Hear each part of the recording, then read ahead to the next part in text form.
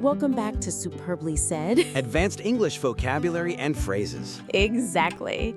And this material is actually drawn directly from a SpeakDuo lesson, which is all about helping advanced English learners master, really nuanced communication. And for anyone who is looking to practice their speaking, maybe meet some new people from around the world, you can always go to SpeakDuo.com. Today, we are diving straight into 7 highly useful idiomatic expressions. Let's do it. First up. Okay, first up is to stump someone. Right. This basically means to ask someone a question they just cannot answer, to confuse or puzzle them completely. So the obvious question then is, why not just say confuse or baffle? What's the real difference for an advanced speaker? That is the key question. The nuance with stump is that it implies a complete, like an intellectual block, a defeat. It's not just general confusion. Ah, okay. So it's stronger. Much stronger. You're stumped by a final exam question that has no answer. You're not just temporarily confused by a weird road sign. Got it. So in, let's say, an IELTS context, you're talking about problem solving. You might say something like, in the final round of the architectural competition, the challenge, it completely stumped our team for a few hours. Precisely. Or talking to a colleague. The unexpected query about the Q4 projections really stumped the head of marketing. It suggests her expertise just wasn't enough in that moment. Okay, that makes sense. A sense of defeat. That leads us pretty well into longer-term thinking, which is our second phrase, down the road. Meaning in the future, later on. But it implies a sort of unspecified, non-immediate time. Again, you could just say later or eventually. You could. But the key difference here is that down the road is often used when you're talking about strategic plans or future possibilities that aren't the priority right now. So it's on the timeline, but it's distant. Exactly.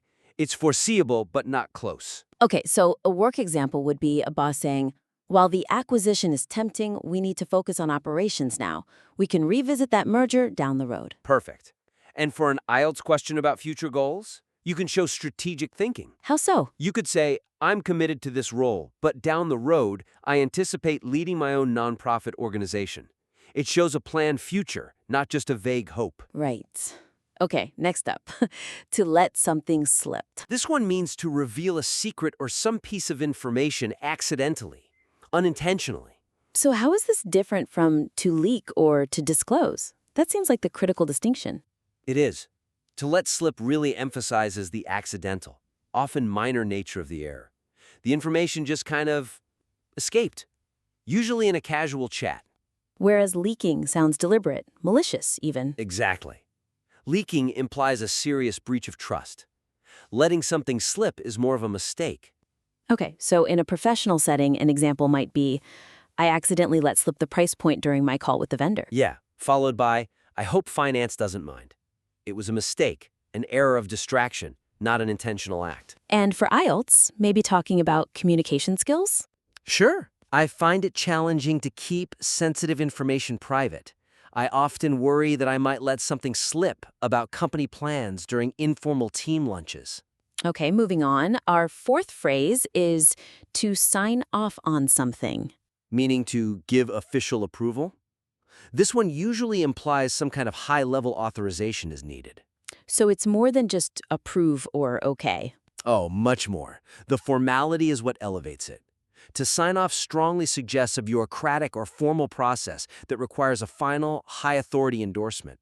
Like a contract or a budget. Right.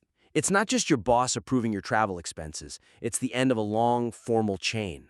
Okay, so a clear work example would be, we cannot begin manufacturing until the head of regulatory affairs signs off on the updated safety protocols. Yes, it's mandatory. It requires their signature. Or, in a government context, the municipality will not permit the groundbreaking until the environmental agency officially signs off on the project's impact assessment. Got it. Let's shift gears to something more creative. Number 5, to come up with an idea. Which means to create, invent, or think of an idea or a plan. This one feels more common, but how does it differ from, say, to invent or to conceive? Good question.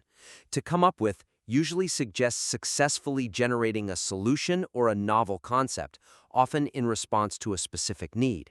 So there's a problem, and you come up with the solution. Exactly. And often it implies speed, like you did it under pressure. It highlights the successful conclusion of that creative process. Okay, so in a team meeting, the deadline is approaching fast. We urgently need to come up with a revolutionary marketing strategy. Right. The pressure is on.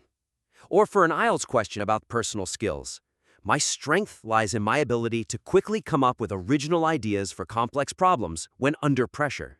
The speed and success are baked into the phrase. They really are. All right, number 6 is a very specific one. To spoil something. Yes. To reveal the ending or key details of a story, a movie, a book, a show to someone who hasn't seen it yet. You ruin the surprise. So this is a very particular use of the word ruin. The nuance is that it is exclusively tied to narrative, to stories. Absolutely. You wouldn't say you spoiled dinner because you burned it. You spoil the plot. I see. So in the media industry, you might hear, the pre-release critic review accidentally spoiled the major plot twist of the novel, leading to significant online backlash. A classic example. And just in terms of social etiquette, it's key. How so? You might say, when discussing cultural events with friends, I always make sure not to spoil films for anyone who hasn't had a chance to watch them yet. It's just good manners. It really is. Okay, our final phrase, hunkered down. This means to settle into a safe place for a long time, to stay somewhere comfortably and securely, often in a defensive way. So you could say take shelter or ride out. What does hunkered down add to that? I think it implies a more deliberate, long-term state of security. You're getting ready for something, usually an external threat. Like a storm or a financial crisis. Exactly. And the most advanced usage is that metaphorical one. You're focusing on conserving resources, on waiting safely until things get better. So in a work context, crisis management. Given the market volatility, our strategy is to remain hunkered down, holding our assets until the economic climate stabilizes. Right. You're waiting it out strategically. And for an IELTS discussion on resilience, during the recent economic instability, many families opted to remain hunkered down at home, focusing on secure savings rather than unnecessary expenditures. Okay, excellent. We've covered the 7 phrases. Now let's see if the nuances stuck with a quick quiz. Let's do it. All right, question 1 is on to stump. Which professional scenario best describes a lead investigator being stumped? Okay, is it A, the investigator identifies the primary suspect after a very lengthy and detailed review of evidence? Or B, the investigator finds a piece of evidence so confusing that they are completely unable to find any logical explanation? Or, finally C, the investigator decides to retire from the force because they no longer find the work challenging. Feel free to pause here if you need a moment to think it over. All right, the correct answer is option B. Right, it has to be B. Exactly. Being stumped means you're completely puzzled, intellectually defeated by a problem. Just like that architectural challenge we talked about earlier. Perfect. Question 2.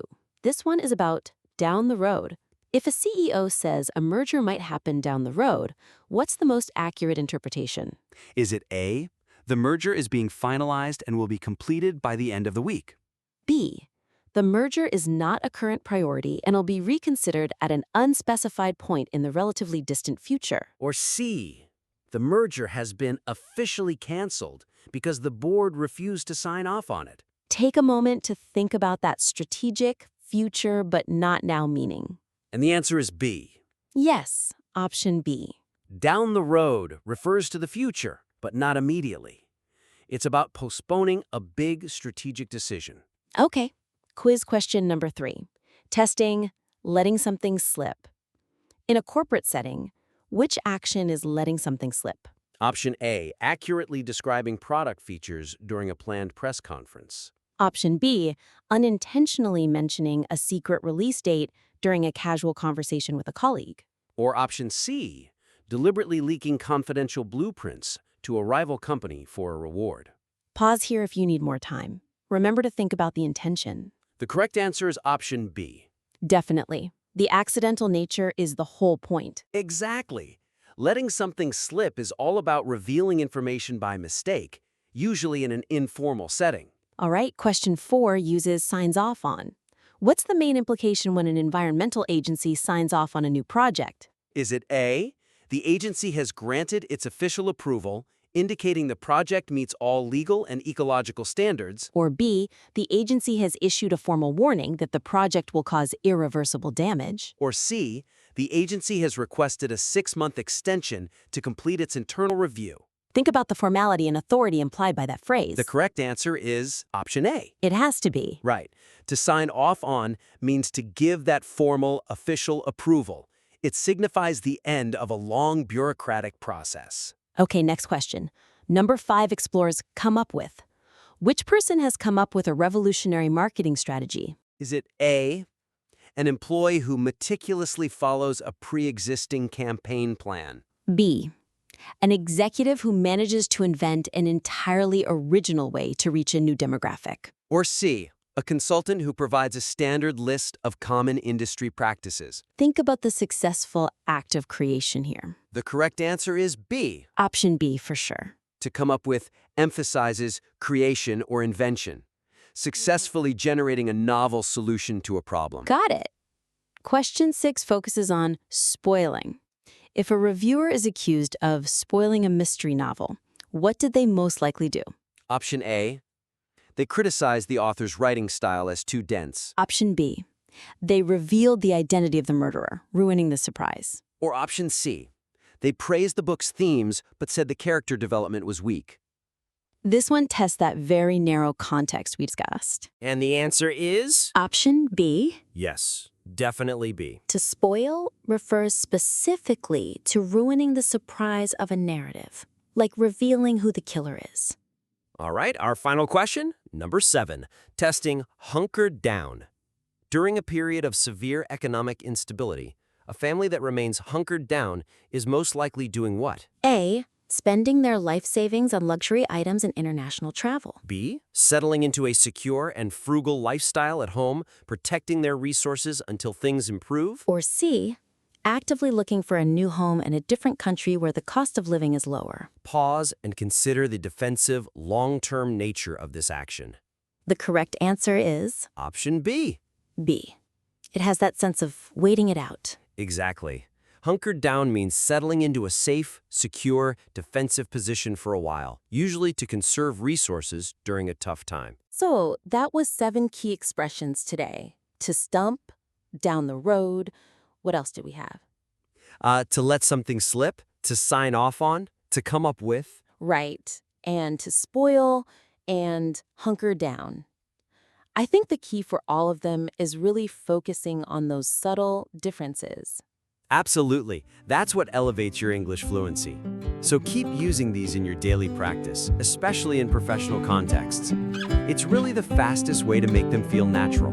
And of course, we invite you to continue that practice. You can check out the resources at SpeakDuo.com to connect with others and practice your English speaking on video calls. We look forward to seeing your progress in the next critique.